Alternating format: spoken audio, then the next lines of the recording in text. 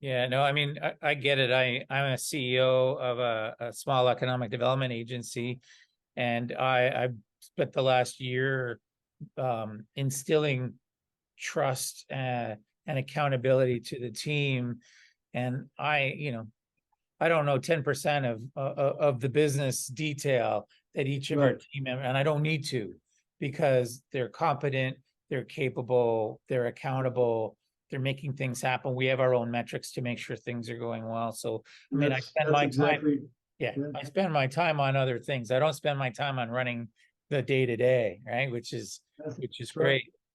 So that's great. I think it's a sort of a great start for us to talk about, kind of step number one, building the team.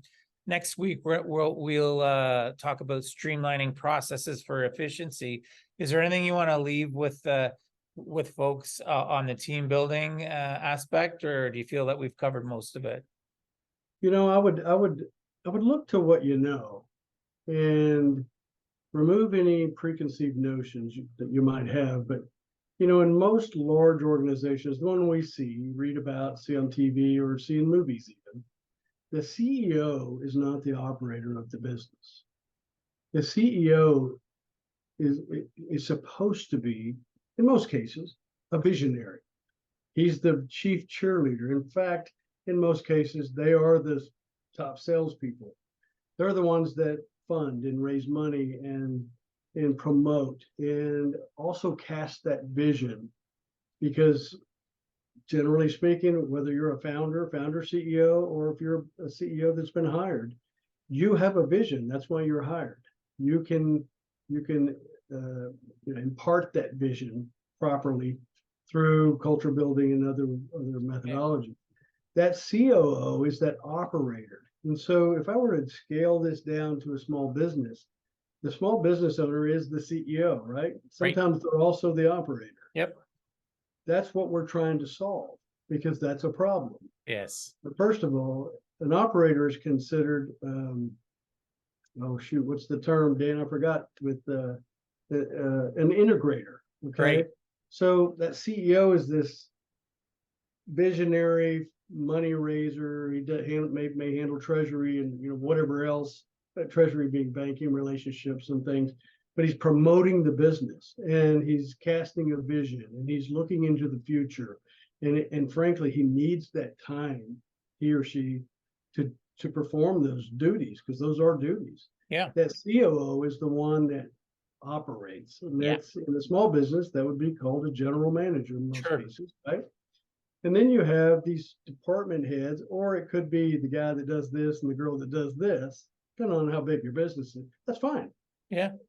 But that makes up a team of people who are touching customers. Number one thing is customers. Always without customers, we wouldn't even be talking about this. And they know better what the customer wants without spending money on surveys or even SEO metrics, right? Now, I'm not saying that's bad. Yep. If you really want to know what your customer thinks, have the person that touches them ask. And you will learn a lot about what you should do in your business. That's part of what makes them such a great leadership team. Yep. The other opportunity there this is a chance to skill up your people. Meetings are are good and meetings are bad. But when you learn how to have a really productive meeting, that everybody walks out with action items that they may be scared of or not, right? But they have them. And by golly, by that next meeting, they have to be done. Yes. Or the team talks about them, figures out where they need support so that they can solve that problem. And by the next meeting, it's done. Yeah. And you know what? The activities in your business start to snowball. These positive changes start to happen. At some point in this whole process, we're going to talk about compounding effect and Yes. how small improvements make up for big dollars down the Yeah. road. Right? And we want to have that opportunity to teach your staff, to skill them up so that their thinking improves and grows along the way. If they're not growing, by the way, you're not growing. Yeah, exactly. That's great. Well, Steve, we got a lot to talk about, but I think we've covered a lot for today's session. And I look forward to coming back to this again next week, where we talk about streamlining processes for efficiency and many other things, so that you, I, and those business owners can go maybe get some smallmouth or some largemouth bass while we go fishing. How does that sound? It'd be great. It'd be awesome. Okay. All right. We'll see you next week. Take All right. care. Hey, thanks, Dan. All right. So that's we're building content. That's pretty that's sort of my next goal. So Yeah. when I finish this meeting, I'll have a recording, and then I may either release the whole thing.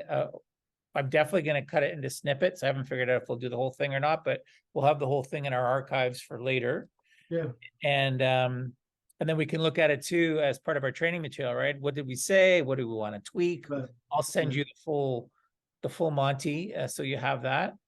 And do you have the tool that transcribes this? Yeah. Oh, you do? Okay, good. Yeah. So I can do that as well. No problem. Yeah, that'd be helpful. Okay. All right. I gotta head off to another meeting, but this has been great. This is what I've been waiting for. Good. Yeah, I need this because I got to do 4 training videos. So there you go. I need this. Yeah. Okay. And I'll share it with you once it's ready. All right, Dan. Hey, thanks. Yeah. Okay, so Take care. Bye-bye. see you.